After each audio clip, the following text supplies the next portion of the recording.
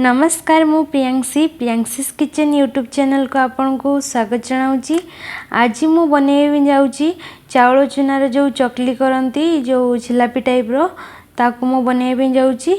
चलतु ताले देखने वीडियोटी।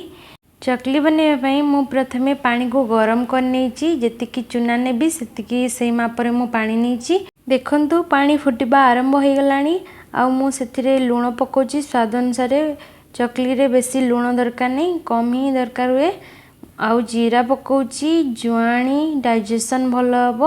आउ जो धड़ा राशि आसे आमर ताकू मु पकाउची भल भाबे एबे घोड़े नेबी। घोड़े नेला परे लंका गुंड आपन जदि अधिका लंका खाती राग खाती ताले अधिका लंका गुंड मधे पके पारिबे।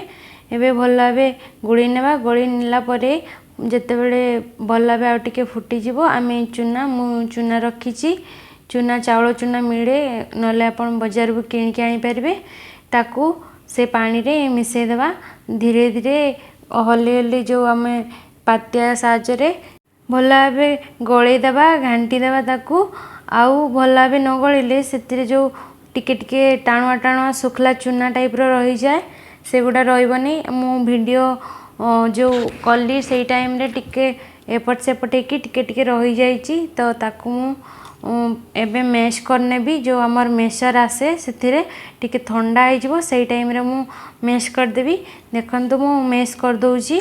मैश कर साला परे जो आमर बनाई जो खळीटी जो चकली पाई से ठंडा हो तापरे हमें चकली बनैबा प्रणाली को जीवा। चकली बनैबा पाई मम्मी मोर जो प्लास्टिक जो तेल आसता से प्लास्टिक रे पूरे की जो जमती जिलापी करती से टाइप रो शेप दौरान।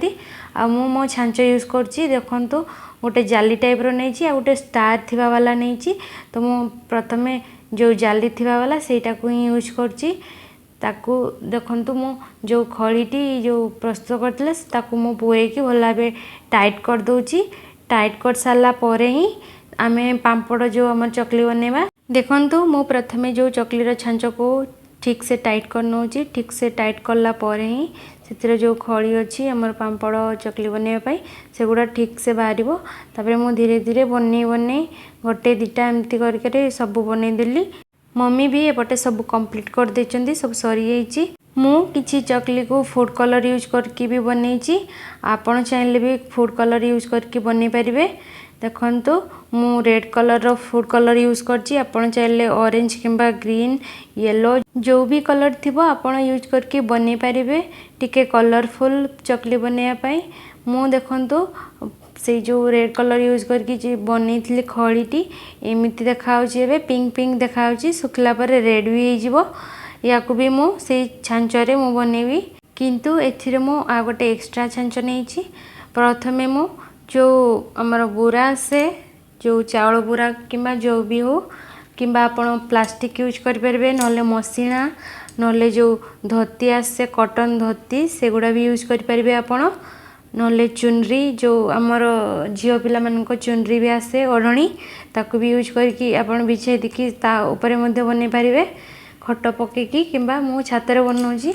तो से मु प्रथमे बोरा जो मिले सेगुड़ा पके देली बिछे दीची भल भाबे धोईकी मु ताकू बिछे दीची। तापरे मु से जो छांचरे पूरे की गोटे गोटे जिलापी साइज रो करिकी जो शेप देकी ताकू लॉक कर देली। लॉक कर साला परे मु सबु चकली को बनै देउची। देखंतु आपन को वीडियो रे मु देखौची बनै साला परे ए चकली गुडा आपण वर्षा दिनिया खाई पारबे स्नैक्स टाइप रो इवनिंग रे किंबा भात सहित भी खाई पारबे। बहुत ही टेस्टी लागे ये चाउल चकली आपन को बहुत पसंद लागिवो। चाउल पांपड़ जहाँ भी कहि पारिबे।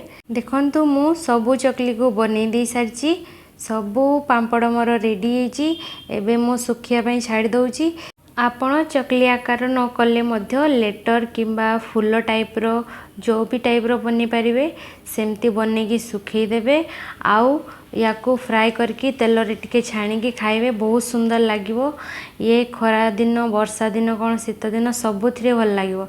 सुखला परे मो मम्मी सबुतक पांपड़ को काढ़ी की झोड़ी रे गोटे डाला रे रखी दीचंती। देखंतु बहुत सुंदर देखा होची। सबु किछि चकली आपण मान को मो फ्राई करके तेल रे छाणी की देखौची।